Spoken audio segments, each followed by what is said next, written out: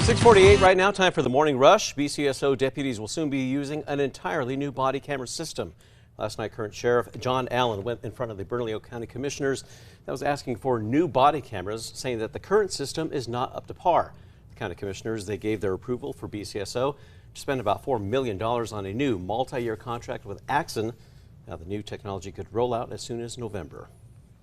Albuquerque police is reminding the public to take their guns out of their vehicles. APD says 34 guns were stolen out of cars in the month of May alone. Since the beginning of the year, more than 300 guns have been reported stolen, just over half of those from cars.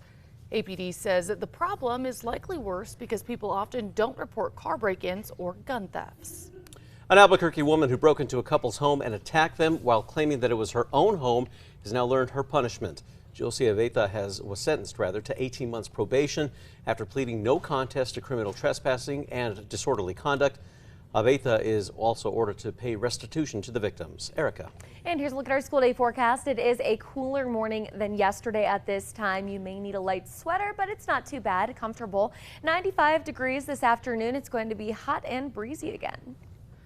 Crews are still battling the Rico fire near Silver City. At last check, the fire that started just before 3:30 yesterday is burning 40 acres near Pinos Altos. Mandatory evacuations are in place for residents north of the Bear Creek cabins. Silver City's High Desert Humane Society is accepting any small animals in need of shelter. Large animals can be taken to the Southwest Horsemen's Association arena. The Public Education Department has now updated its portal, breaking down the performance of the state's more than 850 public schools with a focus on academic proficiency, attendance, and graduation rates. The 2022-23 data is going to be released in August, and the secretary expects to see positive gains. Meanwhile, upgraded graduation rates will be released in December. The Albuquerque City Council is set to hear and vote on multiple resolutions at their meeting this evening. Councilors are expected to vote on the proposal to shift some of the mayor's powers onto a council-appointed city manager. They will also be approving an effort between the city and Bernalillo County to create a Middle Rio Grande housing collaborative. A new resolution about revitalizing part of the South Valley for the 100th anniversary of Route 66 will also be heard.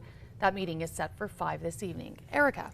And here's a look at our threat index. It is moderate today. We'll see breezes, very hot temperatures with heat advisories in southern New Mexico and some critical fire danger. Western Sky Community Care and 3 Pro Football Hall of Famers are going to host an event for a local high school football team. Drew Pearson, Tony Dorsett, and Daryl Green. They're going to be hosting Highland High School football players in the Strong Youth, Strong Communities event. The plan, is to discuss physical and mental health, higher education, and suicide prevention. There's a new app that's helping landscaping businesses find a new way to get clients. The app was launched in Albuquerque on Thursday. Homeowners enter their address and the day they're requesting yard work to be done. Landscaping businesses are on the app will then get an alert from where they will make their bid for service. The frantic search for a missing submersible in the North Atlantic is now ramping up. That says officials rush to save the 5 passengers on board. The U.S. Coast Guard says that underwater noises have been detected in the search area. That says rescuers race against time to find the vessel that disappeared on Sunday while trying to explore the wreckage of the Titanic. U.S. and Canadian military units have searched about 7,600 square miles. Erica. And here's a check on traffic. The maps are clear, no accidents or slowdowns. And Tracker is going to be, here's a look at the Big Eye. And it is a quiet start to the day. Starting to busy up though, so get ready for the traffic. One company could soon be taking its taxis to the skies. Whisk Aero debuted its 6th generation of air taxi at the Paris Air Show. The vehicle is all electronic and autonomous with 15 minutes of charge time and a range of 90 miles. Whisk says customers can expect to book a ride within the decade. Time now for the 5 facts. At number 5, a new app is making it a little easier for people to keep up with their growing lawns this summer. The app GreenPal works the same way rideshare apps do, but this unique program is used for yard work, connecting homeowners to participating landscaping businesses who will then make their bid for service.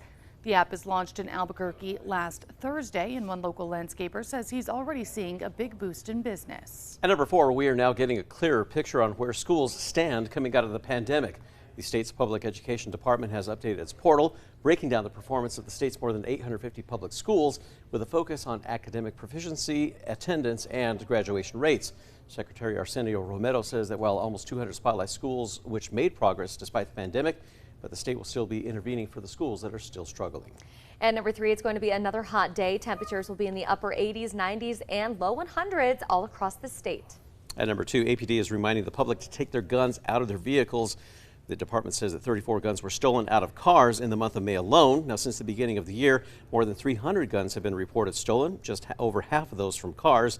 And APD says that many of those guns are used in other crimes. APD says the problem is likely worse because people don't often report the car break-ins or the gun thefts. And number 1, Bernalillo County Sheriff's deputies will soon be using new body cameras just 2 years after getting their first cameras. Back in 2021, former Bernalillo County Sheriff Manny Gonzalez signed a contract equipping deputies with the current lapel cams, cell phones embedded into deputies' vests. Last night, current Sheriff John Allen went in front of county commissioners asking for new body cameras, saying the current system isn't up to par. The county commission gave their approval for BCSO to spend about $4 million on a new multi-year contract with Axon, the same company APD uses.